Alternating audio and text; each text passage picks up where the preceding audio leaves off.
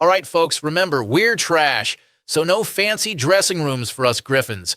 We're all about that middle-of-the-aisle try-on life. Yep, feel free to stare. Lois is set on a costume. Sonny and Cher. And guess who's Cher? Yep, that's right, it's Brian. Oh, but wait, Brian's got plans, or at least he thinks he does. Newsflash, he's trick-or-treating as Sonny.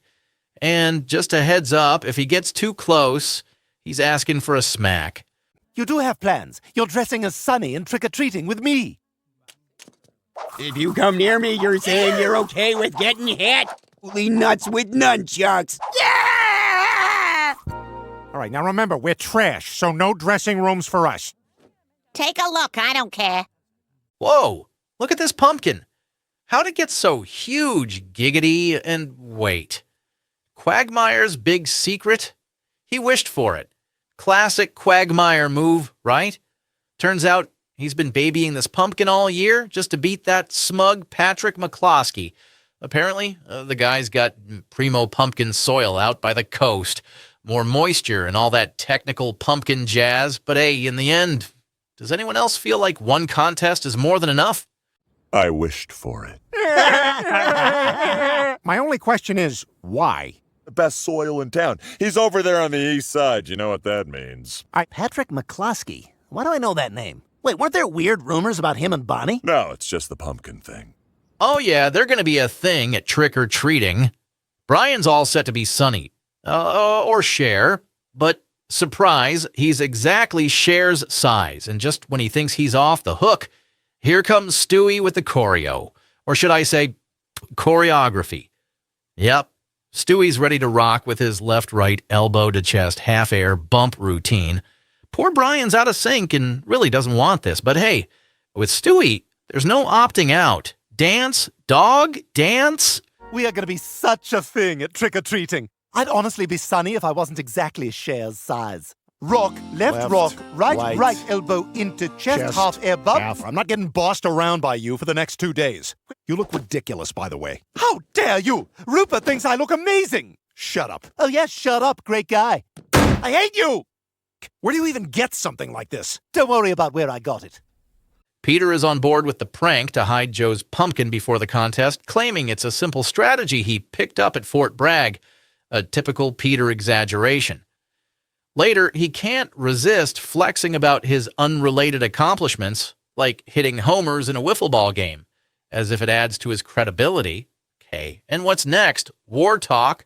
Apparently, Afghanistan. No big deal, since he's been there, like 4 times. Classic Peter, casually blending sports, military bases, and pumpkin sabotage in one breath.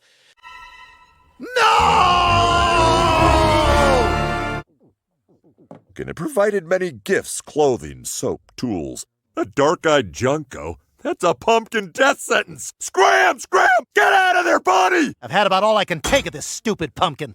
Hey, what if we hid Joe's pumpkin before it gets picked up for the fair tomorrow morning? I once hit 3 homers in a wiffle ball game. Afghanistan. I've been there like 4 times. No big deal. All right, Rupert, time for Stewie's Mad Science Halloween experiment. He's bringing Rupert to life as his Sonny with a metal-studded dog collar to conduct electricity. Totally not a kink. And just as the lightning strikes, the internet crashes, leaving Meg and Chris panicking like it's the end of days. Sparks fly, thunder rolls. And it's not alive. But hey, at least Reebok.com is back, and that's what really matters, right, Meg? All right, Rupert, prepare to be brought to life to be my Sonny for Halloween. Oh, almost forgot. Guys, you can go like 2 seconds without the internet.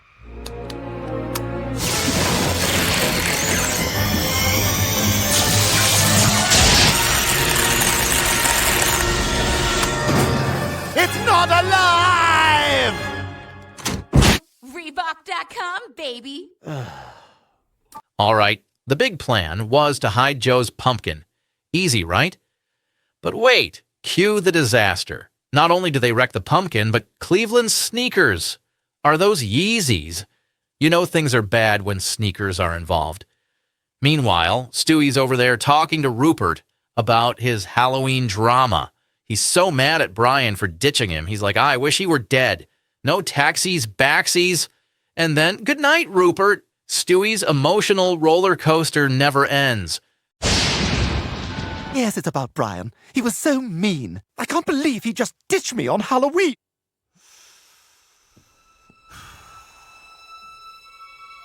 True, but you've got me, and baby, I've got you. I must kill Brian. Familyguy. It was either this or fire 3 writers, which sounds like a pretty solid plan, honestly. Now, guys, let's keep calm. It's just a pumpkin. No big deal, unless you're holding a gun. In which case, yes, definitely a big deal. Quagmire's over here channeling Humpty Dumpty with no king's horses, but hey, they've got a bottomless hole for that pumpkin fix. And Peter, he's sliding into the pumpkin like it's the best bad idea of the century. What's next? A pumpkin miracle? 1, 2, 3. I have decision fatigue. Step aside. Now let's remember it's... And they had all the king's horses. Yeah, good luck with those hooves. We can't just scoop 307 pounds of pumpkin guts in there. Peter's got 2 goals here: win the pumpkin contest and beat McCloskey. Apparently, McCloskey and Bonnie are just about pumpkin business. Sure, Joe, we believe you. Enter the Great Pumpkin Contest, where Peter's handed the prestigious pie to the city award, granting him unlimited pie powers. But can he cash in? Nope. Joe's keeping him stuck in the pumpkin. Then McCloskey rolls in like a total boss, parking on the grass. Who's going to stop him?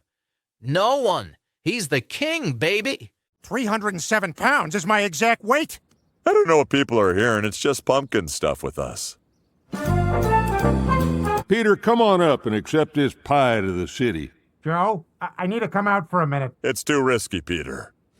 Sorry, bud. We'll get you pie later.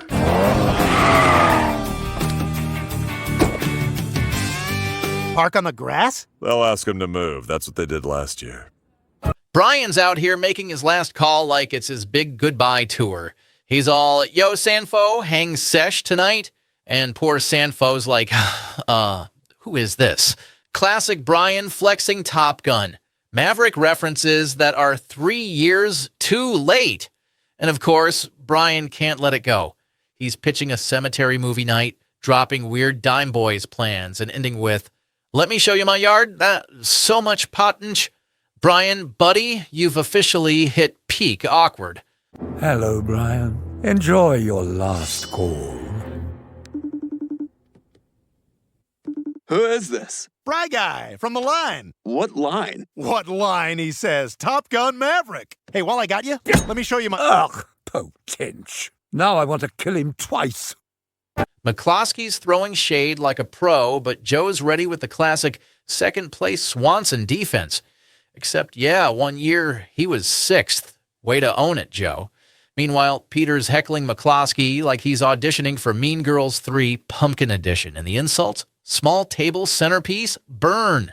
But wait, the winner is, drumroll please, Joe Swanson smooches all around. Now off to the regional contest, but not before Peter's all. Are we driving? No seatbelt? Safety first, folks, unless you're Peter Griffin. Hoo-hoo-hoo! Look who it is, second place Swanson. Ha! Classic McCloskey. What was that? Good news. When your pumpkin loses, you can still use it as a centerpiece at Thanksgiving. None of this is. I wish I stayed home. And this year's Quahog Great Pumpkin winner is Joe Swanson. Mwah! Better luck next year, McCloskey. Do you know anything about regional pumpkin contests? Are we driving? I don't have a seatbelt.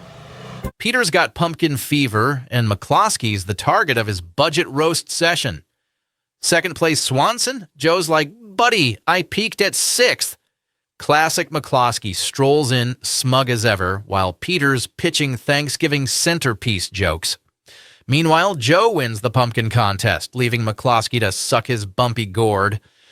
But let's shift gears. Stewie's Halloween science project a living Rupert who's ready to hit up trick-or-treating, and, oh yeah, murder Brian. Cue the teddy bear turned killer saga while Mr. Herbert reminds us Halloween's for housekeeping. Talk about treats gone terrifying. Weird. That kid looks like your teddy bear. Except he's holding a big knife and has a present-day Anthony Kiedis costume. Oh my God, it worked! I made life! Yeah! Right after I find and kill Brian. Remember? I wish Brian were dead. Of course. Once I kill Brian. Remind our boys in white what they're fighting for. Rupert, where did you go? Oh my God, I have to save Brian! I'm a registered sex offender. Where could he be? Oh, look! Cher's Instagramming again. Everyone's smiling, except me. Wait a minute. Instagram? Of course.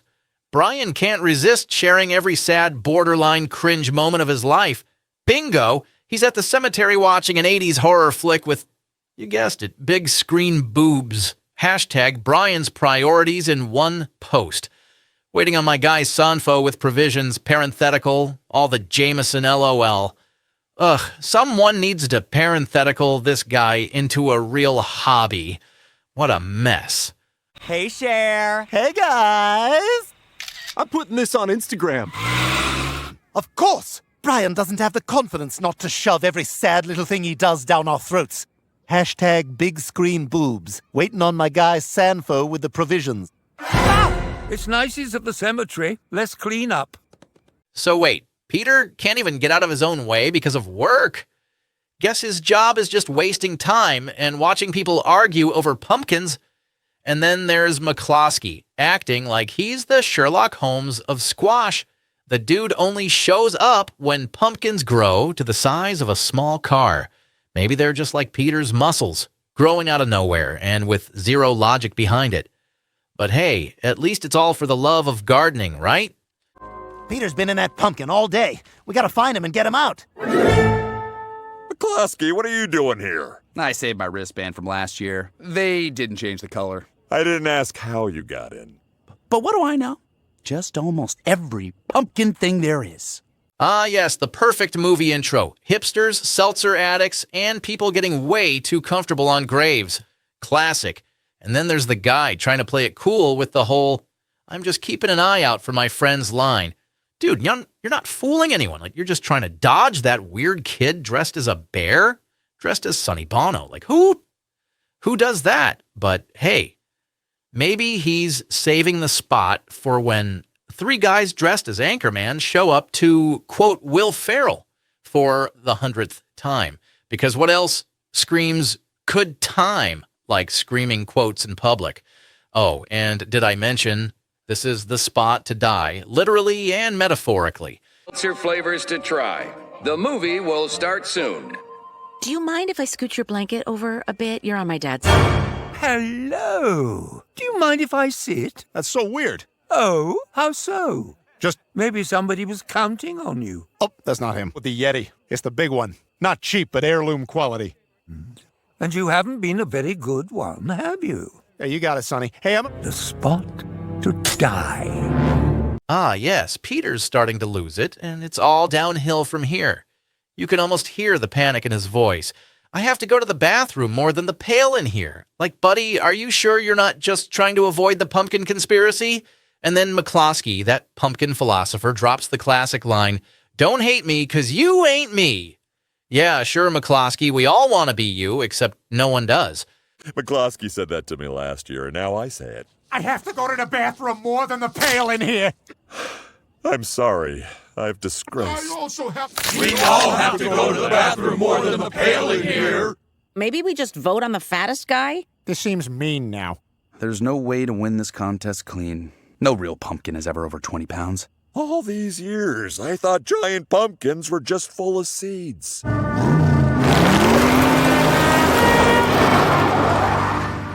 Stewie'S got a I think I'm in love moment, but instead of swooning over a guy, he's obsessing over a dog dressed as a bear, because why wouldn't that be his type, right?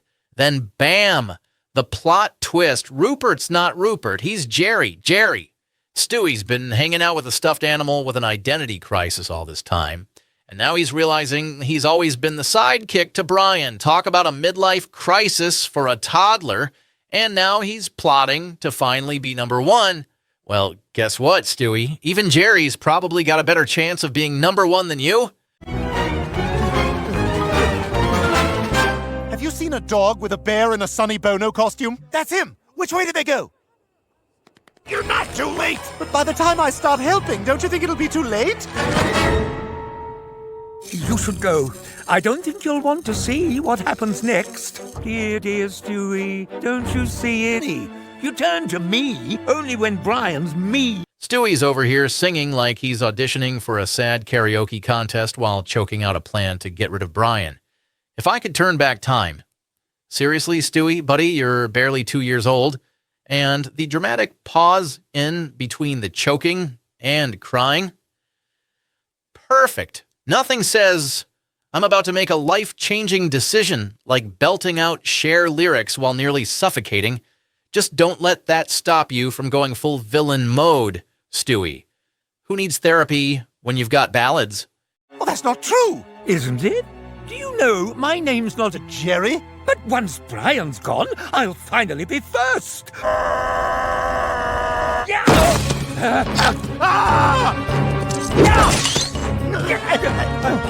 If I could turn back time.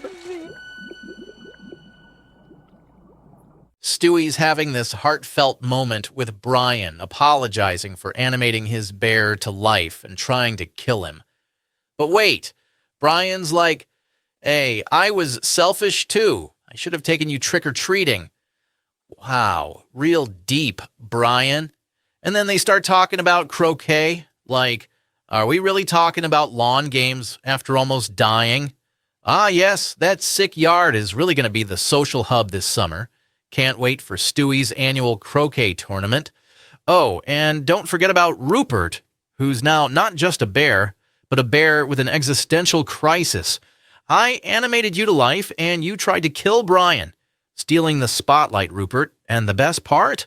After all this drama, Stewie's worried about Rupert's fluffy little friend losing its stank.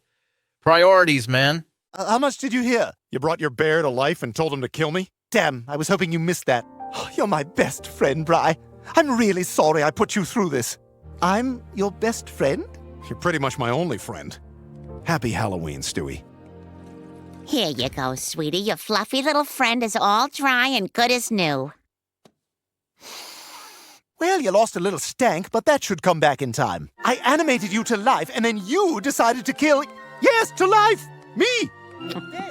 What on earth do they talk about?